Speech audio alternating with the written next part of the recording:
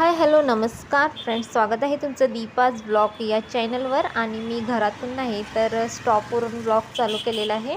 ते बसची वाट बघत होते.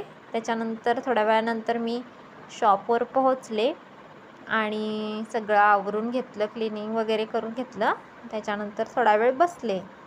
तर बसल्या बसल्या माझ्या मनात बरेच विचार चालू असतात. काही शॉपचं फ्युचरचं प्लॅनिंग काहीतरी चालू असतं. आधेमध्ये एखादं गिऱ्हाईक येतं, ते मी देते. संध्याकाळी 5-5:30च्या दरम्यान वातावरण अगदी पावसाचं झालं आणि हे बघा मी दाखवते, पूर्ण ढग आलेले, वारं सुटलेले, थोडं गडगडायला पण लागलेलं. मग बहीण आल्यानंतर मी शॉपमधून बाहेर पडले आणि आता रिक्षामध्ये बसलेली आहे. तर बाहेरचा पण व्ह्यू तुम्हाला दाखवते. कोल्हापुरातली रिक्षा स्टॉप आहे हा. तर बघू शकता तुम्ही, वातावरण पूर्ण असं पावसाचं झालं होतं. वाजलेले आहेत 6:45. तर मी आत्ताच शॉपवरून आले, जरा फ्रेश वगैरे झाले. तर आता संध्याकाळचं काय काय रुटीन असतं ते शेअर करते. तर आता थोडं पहिल्यांदा क्लिनिंग करून घेते, लोटून वगैरे काढून घेते, कट्टा क्लीन करते आणि त्याच्यानंतर मग स्वयंपाकाला काय बनवायचं आहे ते तुमच्याशी शेअर करते. तर आता मी लोटून वगैरे घेत आहे. हॉलमधलं लोटून घेतलं, त्याच्यानंतर किचन, त्याच्यानंतर मागच्या 2 रूम घेतल्या, बेडरूम आणि दोन्ही गॅलरी, असं सगळं काही स्वच्छ लोटून घेतलं. कारण मुलं दिवसभर घरात असतात त्यामुळे कचरा करतात. तर आता मी किचनमध्ये आले. त्याच्यानंतर किचन कट्ट्यावर जी एक्स्ट्राची भांडी होती, दिवसभरात जी रिकामी झालेली होती, ती पटपट गोळा केली एका मोठ्या बाऊलमध्ये. मी नेहमी त्या बाऊलमध्ये जी भांडी आपली घासायची असतात ती भरून ठेवते आणि त्याच्यानंतर मग मी पाठीमागे जाऊन चावीवर भांडी घासत असते. तर अशा पद्धतीने मी सगळी जी काही एक्स्ट्राची भांडी होती ती गोळा करून बाजूला ठेवून दिली आणि त्याच्यानंतर मग स्वयंपाकाला सुरुवात केली. तर मी आता फक्त एक मस्त असा व्हेज पुलाव बनवणार आहे. तर त्यासाठी मी पाणी गरम करत ठेवलेलं आहे आणि यासाठी आता मसाला बघूया. तर कोथिंबीर, लसूण आणि आलं, आणि या कुंड्यामध्ये मी वांगी, टोमॅटो, बटाटा पाण्यामध्ये टाकून ठेवलेला आहे, कारण तसंच ठेवलं तरी काळं पडतं. त्याच्यानंतर इथं घेतलेला आहे खडा मसाला, की ज्यामध्ये तमालपत्री, लवंग, दालचिनी, काळी मिरी आणि मसाला वेलची असं आहे. तर बटाटा आणि वांगी ना अशी वरती ठेवल्यानंतर काळी पडतात, तर म्हणून मी पाण्यामध्ये घालून ठेवली. त्यामध्ये तुम्ही एक्स्ट्राच्या ज्या भाज्या असतील त्या देखील तुम्ही घालू शकता. तर इथे मी वाटून घेतलेलं आहे, कोथिंबीर, आलं, लसूण, त्याचबरोबर कांदा, मिरची आणि आपला पुलाव मसाला, जो बिर्याणी मसाला असतो तो घेतलेला आहे. तर एका पातेल्यामध्ये मी ते 4 चमचे तेल घालून घेते आणि त्यामध्ये मस्त असा कांदा लालसर होईपर्यंत भाजून घेते. कांदा थोडा वेळ भाजून घ्यायचा आणि त्याच्यानंतर मग आपण बाकीचे मसाले ॲड करायचे. तर इथे मी एक मीडियम साईज कांदा घेतलेला आहे, तो छान असा भाजून घेते.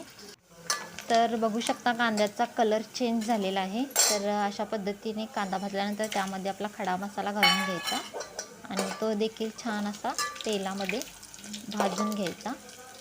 आता याच्यानंतर आपण त्यामध्ये घालणार आहे, यामध्ये घालणार आहे 2 हिरव्या मिरच्या. त्याच्यानंतर छान अशा त्या देखील तेलामध्ये भाजून घ्यायच्या आणि मग घालायचं जे आपण वाटण केलं होतं, आलं, लसूण आणि कोथिंबीर, तर ते घालून घ्यायचं आणि लसूण चांगला भाजून घ्यायचा. लगेच आपण बाकीचे जे काही जिन्नस आहेत ते घालायचे नाही, थोडा लसणाला वेळ लागतो.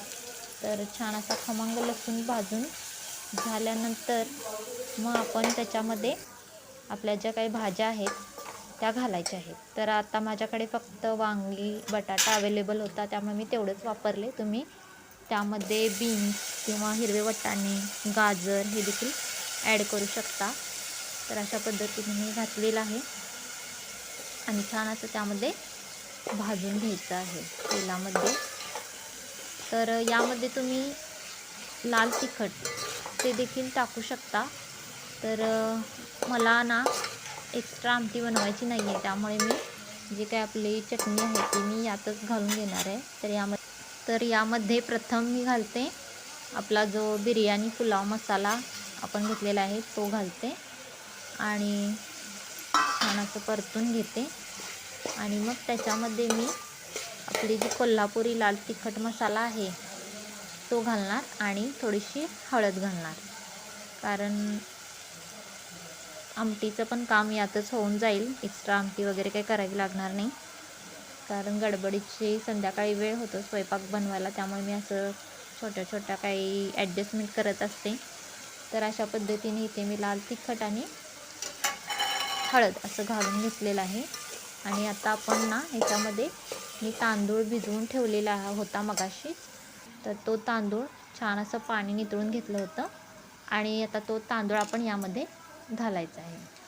तर अशा पद्धतीने तांदूळ घालायचा आणि तांदूळ असा जास्त वेळ थोडा भाजून घ्यायचा, जेणेकरून ना भात असा छान सुटसुटीत होईल. तर अशा पद्धतीने थोडासा गॅसचा फ्लेम वाढवून ना तांदूळ भाजत असतानाचा आपल्याला आवाज येतो, तर तशा पद्धतीने आवाज आला पाहिजे.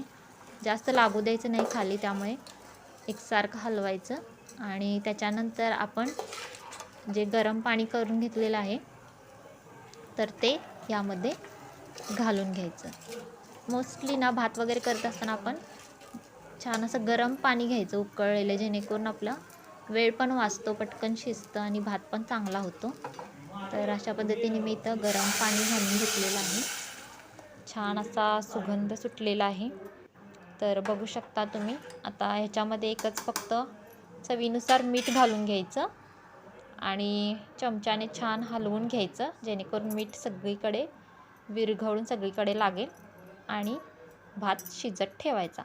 तर भात होईपर्यंत मी इथे छान अशी बिटाची कोशिंबीर करून घेतली तोंडी लावण्यासाठी. तर छान असा डिनर तयार झालेला आहे. तुम्ही पण या जेवायला आणि रेसिपी कशी वाटली नक्की कमेंट करून सांगा. आणि व्हिडिओ आवडला तर व्हिडिओला लाईक करा, शेअर करा आणि दीपाज ब्लॉग चॅनलला सबस्क्राईब करा.